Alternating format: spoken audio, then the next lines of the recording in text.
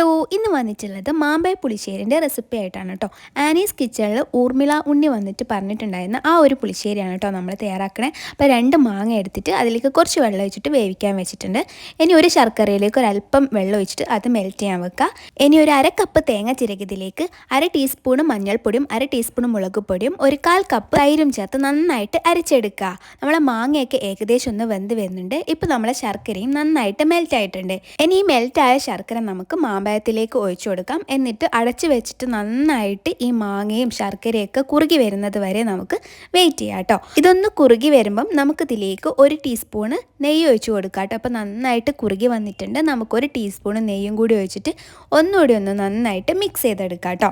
അപ്പം നല്ല ടേസ്റ്റുള്ള മാമ്പഴ പുളിശ്ശേരിയാണ്, അടിപൊളി ടേസ്റ്റാണ് കേട്ടോ. ഇനി നമ്മൾ നേരത്തെ അരച്ച് വെച്ചിട്ടുള്ള തേങ്ങ അരപ്പും ഇതിലേക്ക് ചേർക്കുക. എന്നിട്ട് നന്നായിട്ട് മിക്സ് ചെയ്തെടുക്കുക കേട്ടോ. ഈ തേങ്ങ അരപ്പ് ചേർക്കുമ്പം നന്നായിട്ട് കുറുകി വരും കേട്ടോ. അപ്പം അടിപൊളിയായിട്ടുണ്ടാവും.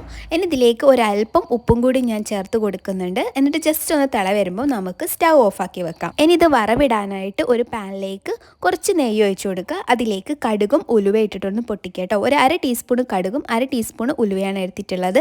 ഇനി ഇതിലേക്ക് കുറച്ച് കറിവേപ്പിലയും 2 വറ്റൽമുളകും ചേർത്ത് നന്നായിട്ടൊന്ന് മൂപ്പിച്ചെടുക്കുക.